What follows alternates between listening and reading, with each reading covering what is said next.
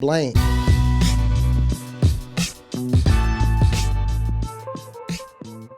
Yo, what up, what up? From HYPEBEAST Radio, I'm Manny, and this is Mic Line, a show that looks to discover the origin story of your favorite artist or major player in the music industry. We ask the questions that you always wanted to get answered, and you never know who may pop by. For this episode of Mic Line, we talked to DJ Jazzy Jeff to discuss the importance and art of being a DJ, his early days in Philadelphia, and a ton more. Welcome to Mic Line. Another episode of Mic Line, someone that I grew up listening to, watching, admiring. I got the pleasure right now to talking to, and I'll let you introduce yourself. Oh man, you just did that amazing intro, and then you gonna pass it off to me? I always got to pass. How you doing? I'm DJ Jazzy Jeff. Yes. Thank you, man. So I guess for me, my first introduction, just because I've been growing up watching TV, just listening to music since like as young as I can remember. I remember when you and Will did the tape, did the project, and like I remember the TV show. I just remember like everything, and I was like, damn, these dudes are like, this is who I want to be, man. We used to, and we used to imitate y'all, and just like, yeah, like this is dope. This is what I want to do. So I guess fast forward now, I think what I'm interested in is to talk to you about the history of being a DJ and the importance of it, and like specifically in hip hop, just because as I grew up, I was taught like the pillars are the DJ, the MC, the graffiti artists, and also the B-boys, you know what I mean, the breakdancers.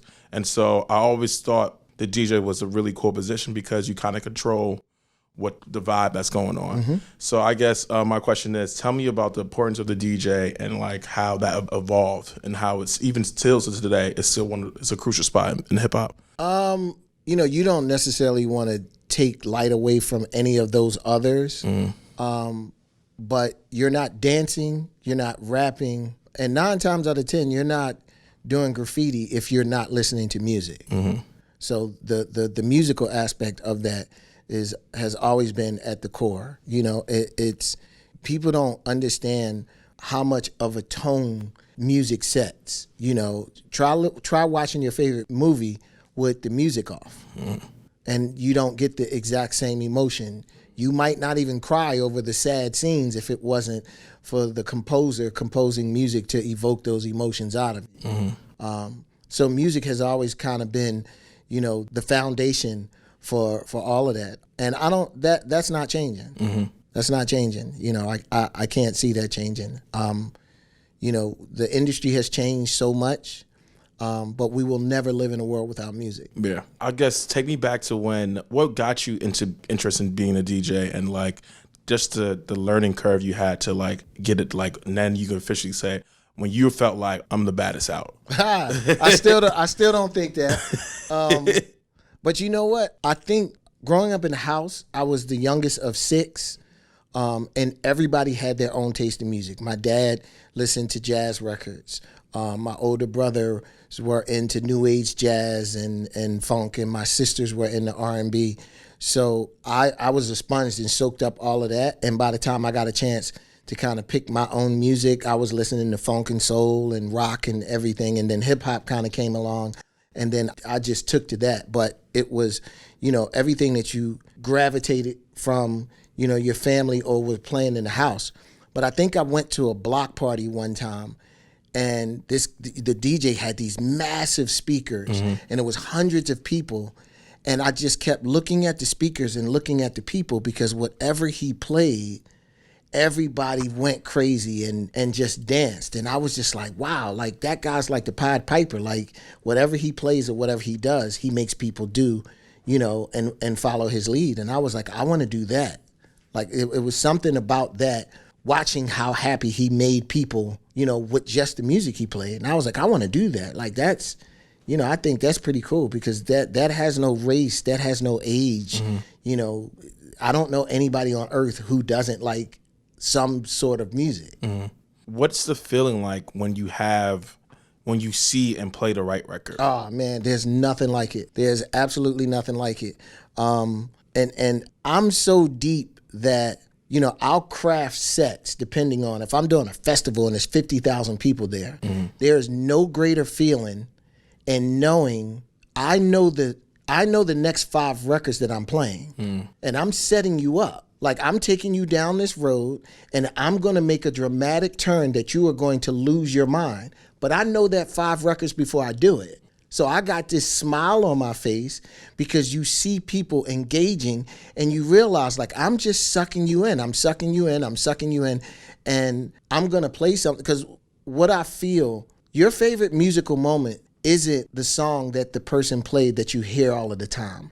It's the most unexpected thing that he plays. Mm-hmm. It's never the hit song. Yeah. It's, oh my God, I can't believe he played that. Mm-hmm. And that's what you leave talking to your friend about. Like, can you believe he played that? Like, oh my God, I haven't heard that in years, you know. So, but having that and realizing that you're the only one in the room that knows what's about to happen before it happens, I'm Santa Claus. Yeah. I definitely get my friends who DJ, and they always say, like, I try to stay away from the obvious things just because, like you said, the deep cuts, the stuff that's like, okay, this is on the internet, or just like, this is the B-side of this record that sounds good, and like, this is what's going to stick out. What's the importance of like crate digging and just like finding these like deep cuts that's like, okay, this is something, and then breaking that into like, because sometimes I feel like people don't even think about these songs. They just be like, all right, go to this and this, but the good DJs be like, oh, I'm gonna try this, and then watch how the people react. Well, you know what? I don't think it's just how deep your crates are. I think it's playing the right thing at the right time. And I think that comes from studying the crowd, studying the energy in the room. You know, sometimes you start playing and you realize from the first record on, you got them. There's times that you'll play and you're kind of like, okay, this may be a little bit more of a challenge, that I have to work a little bit harder to get you. And sometimes people really, really make you work, you know, but you can't play that hidden gem at the exact same time in all 3 of those instances. You have to kind of read the room and see when is the right time, you know, when is the right time to play it, or is it the right time to play it at all? Do you think technology helped or hurt DJ? I definitely think technology helped. Well, particularly because I can carry 100,000 records in my laptop, and I don't have to carry 100,000 records because that was very burdensome, you know, traveling like that, you know, and not even just from the carrying side, but just hoping that when you land, your records land. You know, I've had those instances that they didn't. Oh wow. You know, I've had those instances back in the 90s when all of the big DJs in London got jobs at the airport so they could steal other DJs' records. What? And landed, and the tops of my record cases came on the Beltway, and all of my records were gone. So, oh yeah. So trust me, having my stuff on my back at all times is definitely a help. Okay, because I was about to go somewhere else, but now I'm interested in this. Like, was it really like that? I guess, like, was it warfare like that? Or just like, oh no, a rival DJ or somewhere else, they'd be like, how can we, I don't know, take the records, or like, or what was like, it wasn't, I don't even think it was a rival DJ. You have to understand that, you know, before your records were digitized, you had physical copies. Definitely. And I have $1,000 records that you value and you treasure because you can't buy again. So when people know that you're playing rare grooves, you know, the term rare grooves came from when we used to carry vinyl, and it was because they were rare. You know, you spent $200 on this record, you know, because you were one of the only peoples that have it. That if someone knows that, and they know that you're traveling to London, they know those records weren't on my back. They knew they were in the cases that I checked. You know, there were times that records came up missing, and you can tell that the records that were missing, someone very much so knew everything that was in there because they only picked out the good ones. Oh, that's crazy. So yeah, so a reason why I was talking about technology is because I feel like now becoming a DJ or being a DJ is now sort of look like as a not even just a curator, but more of just like a Instagram tastemaker thing. It's very much just like people not even learning how to actual DJ or spin records. It's more just like I can just play the music off a phone or something. And like, do you see that, and do you be like, man, this is weird, or do you just be like, people know what's real or not? Well, I'll put it to you like this. I am a very good basketball player in my mind. I am not trying out for the Knicks.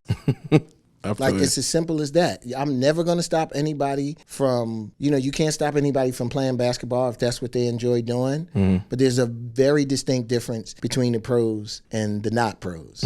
So, it's kind of the same thing. I want everybody to play music. The more people that play music, the more people will love it. But you can absolutely tell the difference, in someone who's playing music off of their phone and someone who's done it for a long time. What do you think makes a good DJ?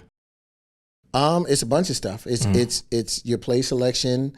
It's how well you can read the room and make decisions. That's one of the things that, there are algorithms out there now that will curate a playlist. I don't think there will ever in life be an algorithm that can read a crowd in real time. Because there's not an algorithm that has emotions like that to understand that, people, this is the vibe of the room. And I really feel that they're so accepting that if I make this left turn, they're going to follow me. There's no algorithm that will be able to do that. Yeah. What are some of the things in the beginning where as you were, I guess, learning how to become a DJ, you were like, I want to learn, I want to get better, or you were trying to perfect, like some of the things like, all right, I got to make sure this is straight before I feel comfortable playing or something like that? Well, I mean, I think it's just, there are times that I've played in environments that were very tense, that you kind of had to keep everybody's attention or something bad could happen. So you were playing to make sure that you didn't want to give anybody reason to think of anything other than the music.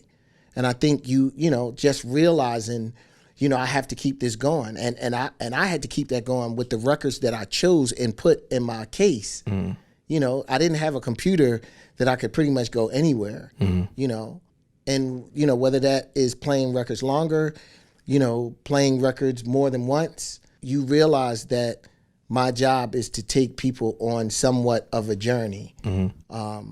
And realizing that and perfecting that is kind of something that me personally, I don't think I ever believe I have, because I'm always trying to get better at that, because you never know what you're thrown into. I've been thrown into some very crazy situations that internally I was dying inside.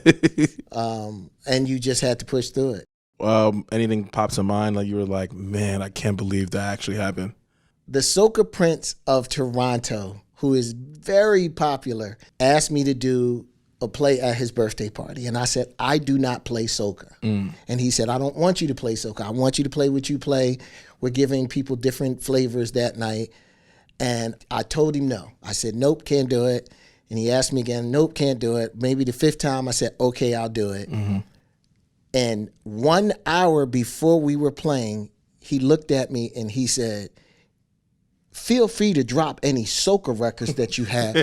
And I was like, and from the first record I played, it was a young lady in the front crowd who was shaking her head no the entire time. And it was 2,000 people, and I could not take my eyes off of her because she was just shaking her head no, because it was soca right before I came on. Yeah. And as soon as I went off, it was soca again. Yeah. And that was a very uncomfortable feeling. But because some, like, it's like sports, they're like athletes remember mostly the times where something went left, because that's just sticks out naturally.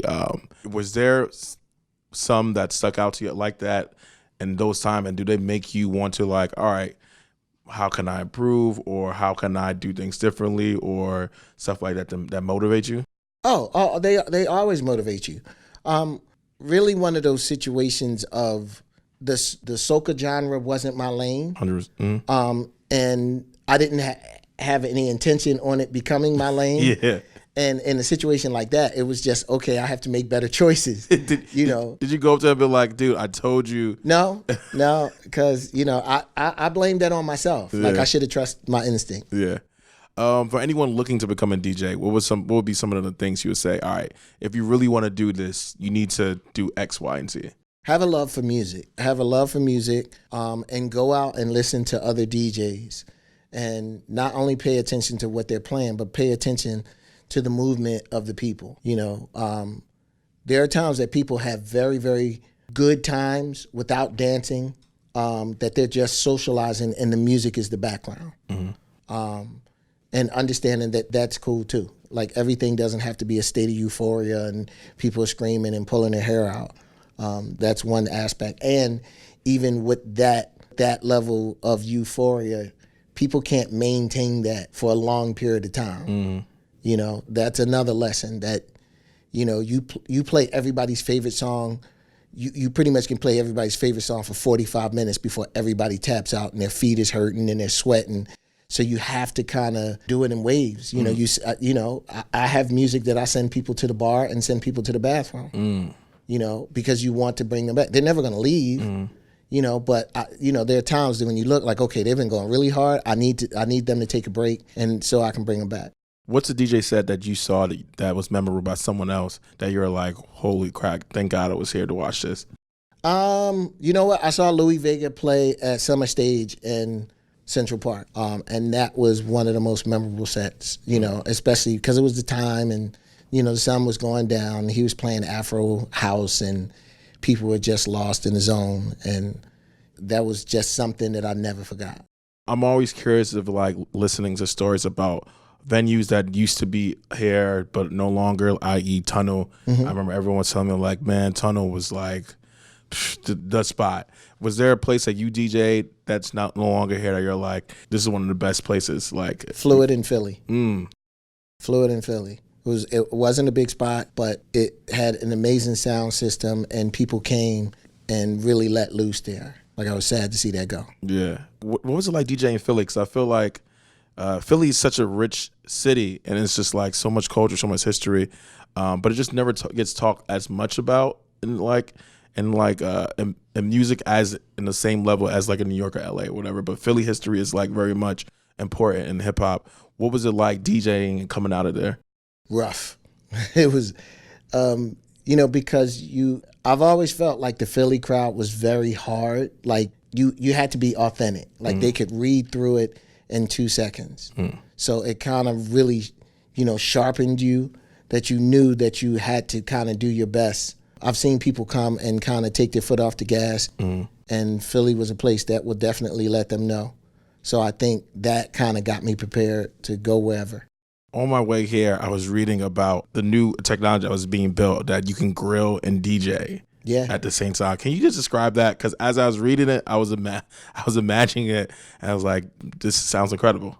McCormick developed this grill called the Summertime Hits 5000 that has sensors on it that basically, depending on where you position the food on the grill, it plays different parts of the song that you can basically remix while you're grilling. That's crazy. The funny thing is, the one thing I think people don't pay attention to is I think music is just as important as the food when it comes to a barbecue. 100%. So, you know, I think it's really cool that McCormick kind of reached out and realized, you know, that bridging those two gaps together for people's barbecues in the summer is paramount. So it's kind of like, listen, you got the food, you got all of the seasonings that you need from your food, you know, from your French's mustard to your red hot sauce to, you know, to the music, that it all kind of flows together. So I was talking about grilling the other day, and I feel like it's always different when you go to someone else and when they grill, because it's just a little bit different. Like I remember going to one barbecue and there was no sides, and I was like, y'all tripping. What is something, do you grill, and also what's your specialty? Listen, I grill maybe like 4 times a week. I am my own pit master in my own yard. I am not the global pit master, but I am the pit master of my domain, which most people who grill are. And I'm also a 4-season griller, so I'll grill during the Super Bowl. Nice. Weather doesn't bother me. But I think, you know, it depends on, you know, what it is. Not all of the times, you know, I'll do ribs, you know.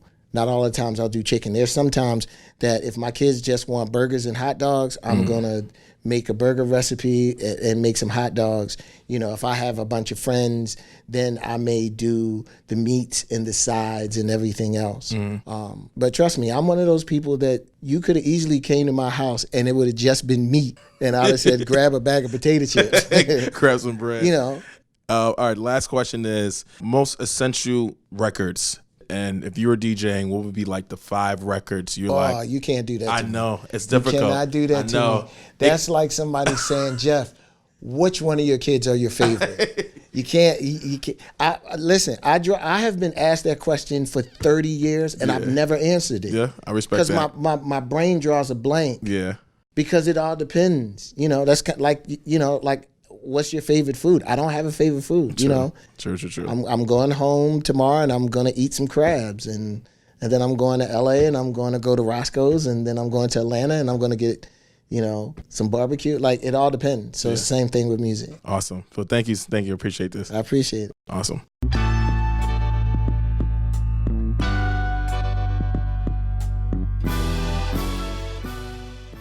Well, that's today's episode of Mike Line, and thanks for tuning in.